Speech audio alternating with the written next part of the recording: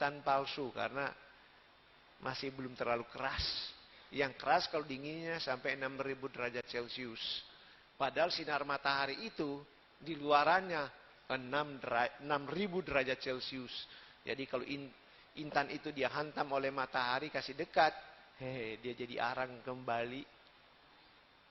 Dan pesawat antariksa, kalau dia masuk bumi, dia bukan menukik begini dia masuk bumi. Dia turun begini. Dadanya yang dikasih sini. Dan ini semua adalah seramik. Apa tuh seramik karbon yang dipakai. Bagian dadanya itu. Itu tahan. Sampai berapa ribu derajat Celcius. Jadi kalau itu cuma 2000 derajat Celcius, tidak akan meleleh. Pesawat apa yang dulu meledak, itu gara-gara di seramiknya ada yang pecah, retak. Nah, waktu dia bergesek, turun, nah retakan itu yang menyebabkan pesawat itu terbakar. Begitu laporan dari NASA. Saya baca itu, oh itulah penyebabnya. Nah, jadi benda yang keras itu pun memang ternyata karbon. Jadi benar juga itu hipotesa Sang Buddha. Padahal Sang Buddha membuat hipotesa atau cerita itu 2500 tahun lalu. Oh bisa juga dia ya, lihai banget. Karena ingat, ini kan kita belajar Dhamma itu Dhamma 2500 tahun yang lalu. Indonesia di masa itu masih kuno, masih zaman apa itu ya, zaman batu. Tahun 400 masih dibilang zaman batu, zaman purba. Waktu itu. Nah, sedangkan Sang Buddha, kalau di zaman purba itu masih lebih jauh lagi, 800 tahun yang lampau. Memang kekasian itu. Perkembangan kita payah. Ternyata India sudah begitu maju. Tapi zaman Sang Buddha pun masih kalah dengan zaman Mesir. Mesir 4000 tahun yang lalu. Kita masih bilang 2500 tahun yang lalu. Mesir 4000 tahun yang lalu sudah bikin piramida. Berarti kan sudah canggih juga dia.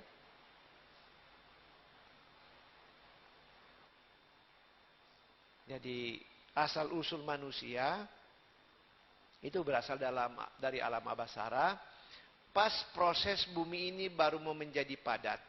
Permukaan bumi masih seperti air tajin yang kental. Air tajin adalah air yang ada kalau kita menanak nasi model dulu tidak pakai rice cooker. Ada bagian atas itu yang model susu yang dipakai oleh orang kampung untuk ganti ASI. Nah seperti itu. Permukaan bumi ini warna putih. Nah makhluk yang pertama muncul di muka bumi ini banyak. Dan semua cuma dibilang makhluk karena laki-laki dan perempuan tidak ketahuan. Dan manusia pertama mula-mula muncul di permukaan bumi ini berasal dari alam Brahma.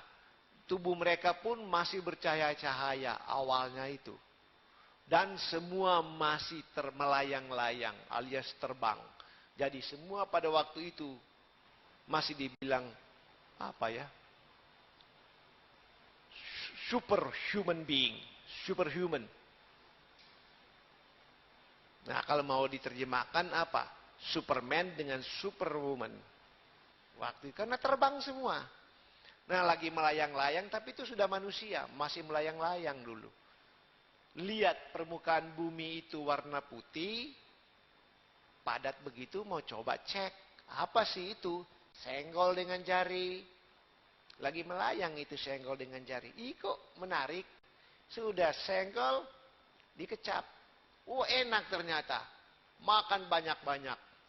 Begitu makan, sinar tubuh mereka hilang.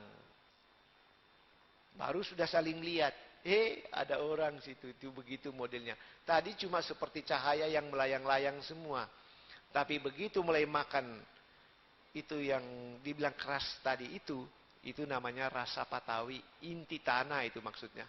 Rasa patawi, begitu makan itu, cahaya tubuh hilang dan tidak terbang lagi. Tapi sudah keranjingan, ada gawe ini, yaitu makan-makan terus. Fisik tambah lama tambah padat. Dan sudah mulai kelihatan model yang bodinya cakep. Waktu itu tidak dibilang seksi, cuma bilang cakep. Cakep dengan tidak cakep sudah kelihatan. Yang cakep mulai ngeledek, jelek. Bangga diri, sombong.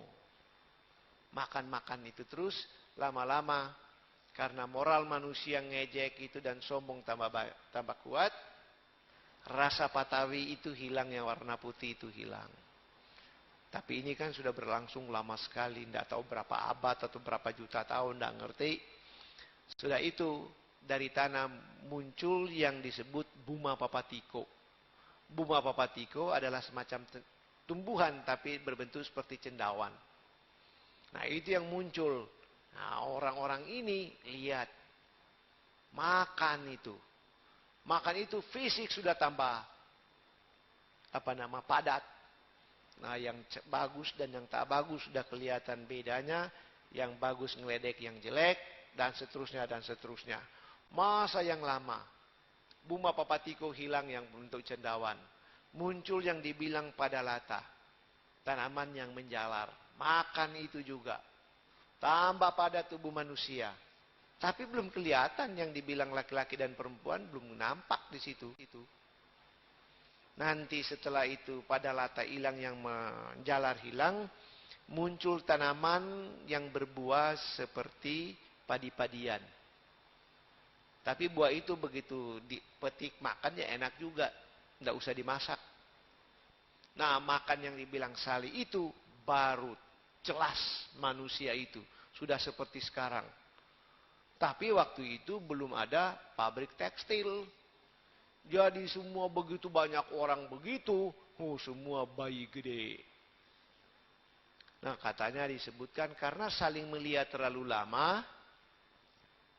Nah, nafsu muncul. Begitu nafsu muncul. Di depan banyak orang ya. Udah mulai aja.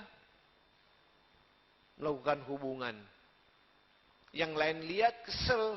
Nggak tahu malu di sini begini begitu. Nah mereka dilempar dengan tanah.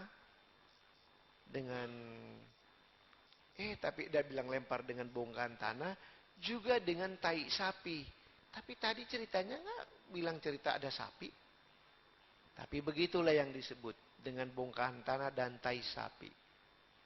Nah karena dilempar-lempar begitu, lalu orang mulai sembunyi-sembunyi. Ada yang bikin pondok, ada yang cuma sembunyi di tempat yang asal jangan terlalu kentara, kelihatan lagi pergi bikin au-au begitu. Kalau mau tanya apa itu au-au, tanya saya pribadi, jangan tanya di muka umum. Nah, mulai sembunyi-sembunyi. Dan akibat mereka lakukan begitu, ya hamil dan belakangan punya anak. Begitu. Nah waktu kelihatan laki-laki dan perempuan begitu banyak. Jadi dengan kata lain, laki-laki dan wanita muncul bersamaan. Beda dengan konsep sistem lain. Laki-laki dulu, baru laki-laki diambilin rusuk kirinya, baru ditiup pakai hawa kan. Baru itulah yang dibilang perempuan. Tapi di menurut pandangan agama Buddha, sama-sama muncul laki-laki dan wanita. Ya beda konsep. Jadi kalau di dalam bicara tentang asal-usul manusia dan terjadinya bumi, bacalah Aganya Sutta di Digha Nikaya. Ada yang sudah itu sudah diterjemahkan ke dalam bahasa Indonesia. Yang terbitkan itu Departemen Agama. Nah, saya tidak tahu apakah di perpustakaan wihara ini ada atau tidak. Saya tidak mengerti. Nah, kalau itu saya tahu asal mula manusia di bumi ini. Tapi kalau bilang asal mula manusia, pertanyaan universal itu artinya. Saya tidak tahu apa-apa itu. Karena kita harus mencari sampai di ujung dari 10 triliun tata surya ini. Dan sampai situ pun kita tidak akan ketemu. Karena kita akan ketemu dengan kosong-kosong-kosong. Sebab bumi-bumi yang lebih dahulu ditinggali dan manusia hidup situ sudah lama lenyap. Sebab itu tadi saya bilang saya tidak tahu. Tetapi saya bilang tidak tahu itu karena bukan saya goblok. Karena memang tidak tahu.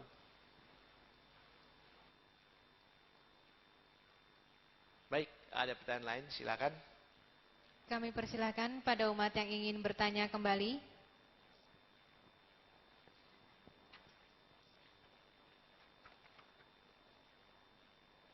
Ya, di depan. Di depan dulu, baru nanti yang di belakang sana. Silakan.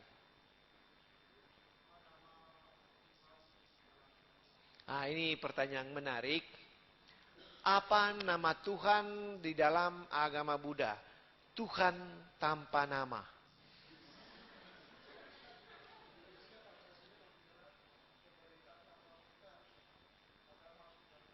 Iya, kita berketuhanan yang Maha Esa, tapi dia itu tanpa nama. Sebenarnya Kristen dan Islam juga bilang itu tanpa nama. Tidak sama sebenarnya.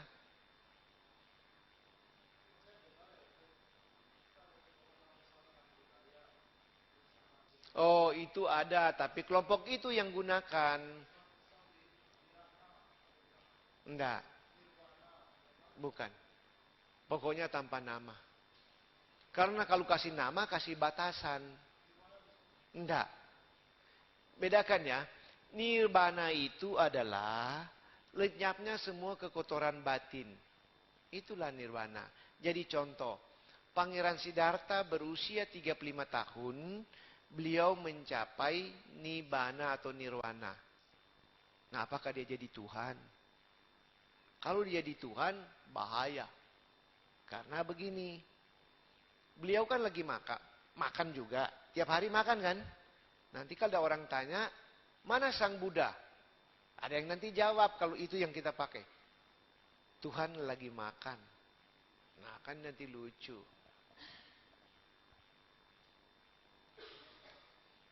Di agama Buddha, berdoa ya silakan. Tapi banyak berbuat baik dulu lalu beradi tanah apa yang kamu mau. Semoga berdasarkan perbuatan baik saya ini, nah apa yang kamu mau bilang? Tapi setelah berbuat baik, bukan begitu kepingin mau berdoa langsung minta sebanyak-banyaknya tanpa melakukan sesuatu. Tidak bisa begitu. Karena kita melakukan sesuatu, kita bikin karma dulu. Begitu, kalau kita cuma minta tanpa bikin karma baik, itu tak serakah banget itu. Orang saja kalau kita, nggak usah jauh-jauh aja, kecuali memang hubungan karma kuat. Mau pacaran aja, ujuk-ujuk begitu sampai langsung bilang, "Hey girls, I love you." Siapa kau ini? Nggak kenal, nggak pernah tahu bikin apa dan seterusnya, datang-datang ujuk-ujuk orang bilang langsung I love you. Kamu langsung jawab, "Yes, I wanna tendang you, you know. Please come here, you're bokong, I will tendang you," gitu aja. Enggak kenal, langsung datang-datang, mau tangkap, mau cipok-cipok. Enak aja kau, memang semua orang sih cari enak. Tapi masa begitu? Nah coba, logika main. Sudah berjasa dulu, udah bela mati-matian terus.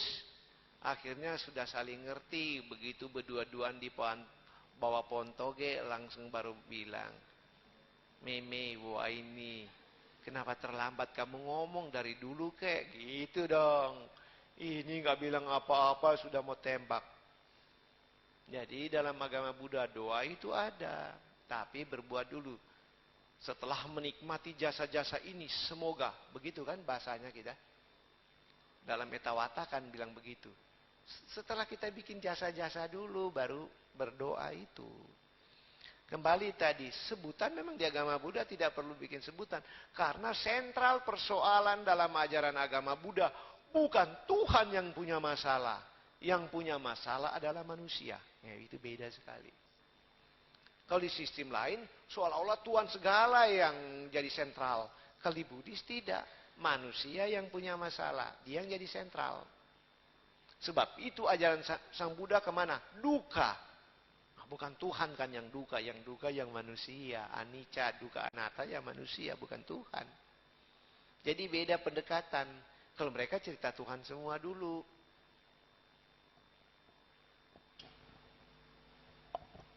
Jadi persoalan sebutan sebenarnya kalau kita belajar teologi ya sama aja. Si tanpa nama.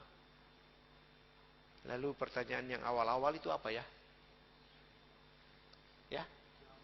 Kalau ada Kiamat. permulaan bumi, apakah ada akhir dari bumi alias kiamat? Why does the sun go in shining? Begitu lagunya siapa itu? Kan lalu seterusnya cerita-cerita itu. Ada. Sebenarnya fotokopiannya ada. Saya sudah siapkan. Karena sudah diperhitungkan hal itu akan ditanyakan. Jadi jawabannya sudah ada. Kiamat akan terjadi. Dan itu kalau kita baca di Anggutara Nikaya akan dimulai dengan musim panas yang panjang sekali. Sampai puluhan tahun, ratusan tahun, ribuan tahun.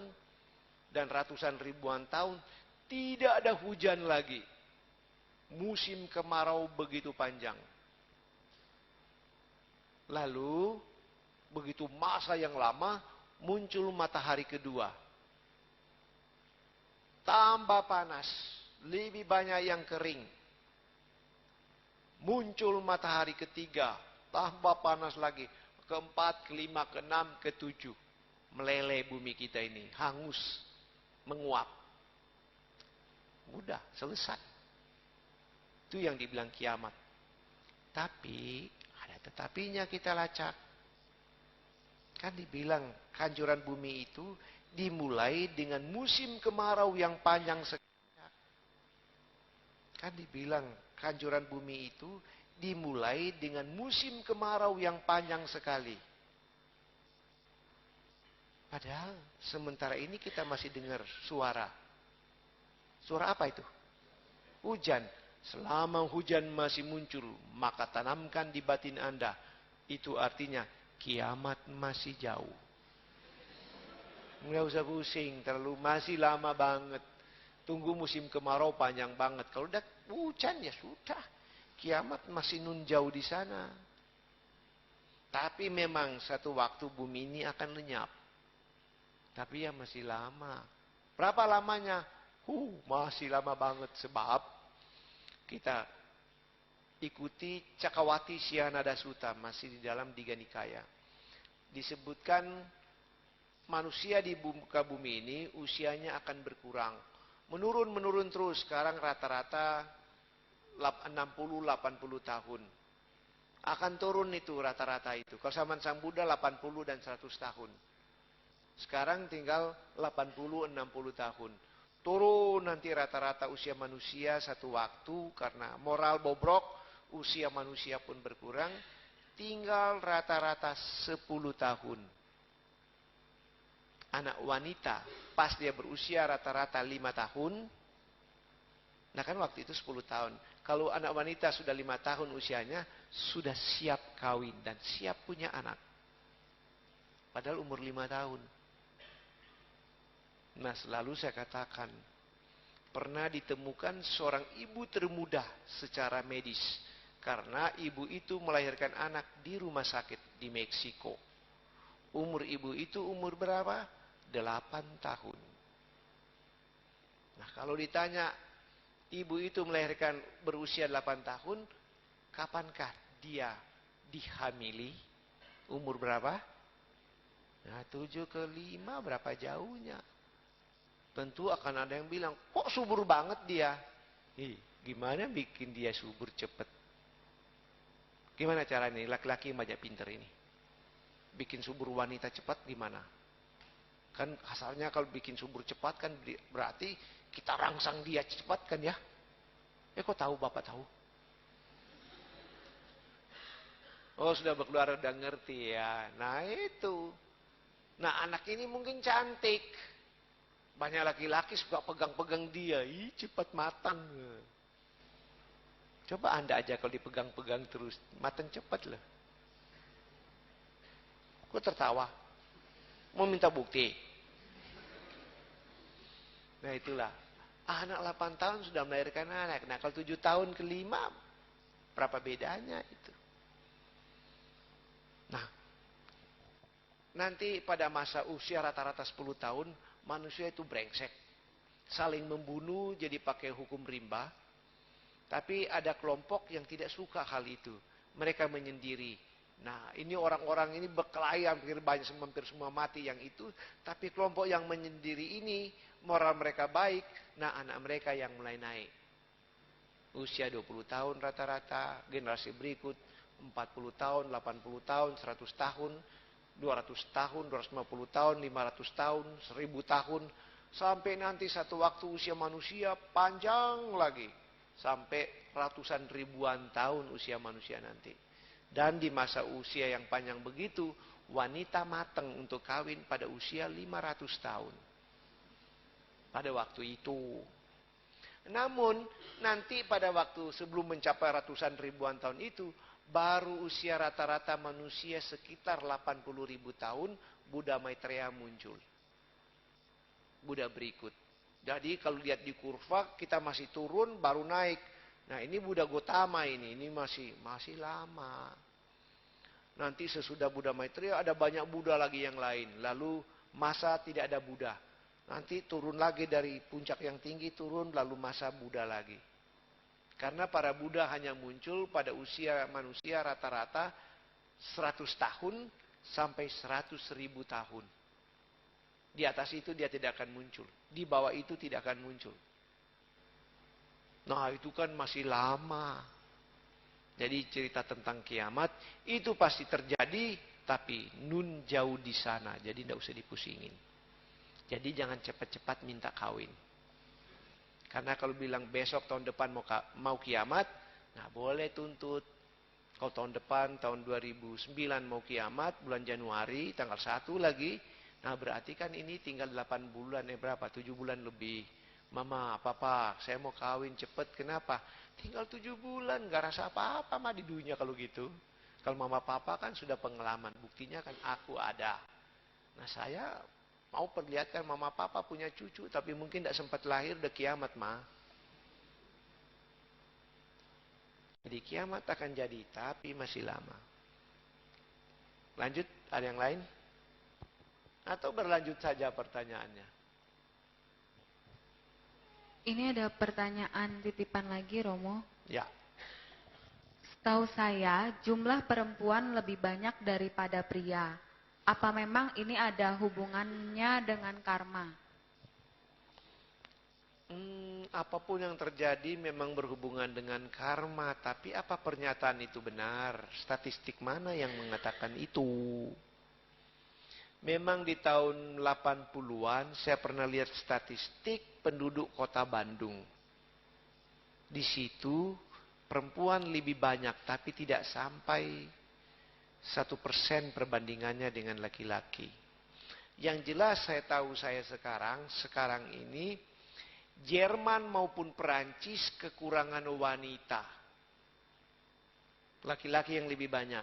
Jadi kalau orang Jerman laki-lakinya mau kawin semua dan maupun orang Prancis mau kawin semua, mereka mesti import banyak perempuan atau pergi cari ke negara lain untuk kawin. Karena wanitanya kurang. Itu yang jadi soal. Saya tidak baca di Jepang maupun Singapura, penduduk di sana menciut berkurang. Cuma tidak bilang mana yang lebih banyak laki-laki atau perempuan. Tapi yang jelas, Jerman dengan Perancis, wanita kurang daripada laki-laki. Jadi sebab itu saya bilang statistik mana yang dimaksud itu. Setahu saya pameo dari dulu dan oleh laki-laki itu dimanfaatkan. Bicara sama cewek. Karena wanita itu banyak yang suka yang emosional, tidak berpikir panjang, tidak lihat fakta. Ditakut-takuti. Apa kamu cewek? Kan 1:7. Wow, 1:7. Bohongnya luar biasa gede. Jadi kalau kamu nak mau saya, siapa yang mau kamu nanti? Cailah. Padahal ngebohong dia. Laki-laki kemungkinan sama aja jumlahnya. Dan tuh di Indonesia, apa tuh di agama Buddha, mau kawin atau tidak kawin itu tidak ada urusan, kok tidak terlalu penting. Tidak penting. Saya banyak bertemu dengan ibu-ibu, ya ibu muda, cerita-cerita. Aduh Romo kalau tahu begini yang Romo apa? Saya nggak kawin deh. Ternyata kawin itu neraka. Tapi dulu orang tua kamu bilang nanti dulu kawin gini-gini dulu. Ya habis waktu itu masih bodoh kan. Cuma kepingin AIUEO aja waktu itu. Setelah kawin, cuma gitu-gitu. Tapi ya, terlanjur sudah. Nah gitu, mau diapain lagi? Terlambat sudah jadinya. Nasi sudah jadi lem busuk. Kalau masih jadi bubur, gua sikat buburnya. Jadi kalau dengan saya jangan bilang, Pak, nasi sudah jadi bubur. Boleh, aku suka, kasih, makan. Bubur juga dibeli mahal kok.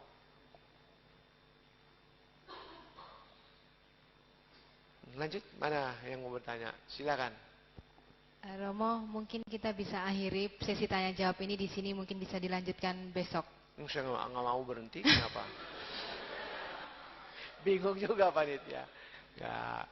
Ya saya juga tahu diri lah. Ya, saya kan cuma datang and then I follow your command. Ya, kalau mau suruh berhenti, ya masa saya mau lawan? Nggak tahu diri dong saya ya. Baiklah, ibu-ibu, saudara, bapak-bapak, ibu-ibu, saudara-saudari sedama, demikian dulu perbincangan kita. Nanti kita sambung besok. Jadi kalau siapa yang malu-malu bertanya, besok dia lagi mandi misalnya, tiba-tiba muncul inspirasi untuk bertanya sesuatu, atau lagi duduk diam-diam sendiri di kamar yang kecil itu, lagi keingat sesuatu, catat cepat, karena kalau tidak ditulis hilang dari pikiran kita. Sampai sini apa yang saya mau tanya?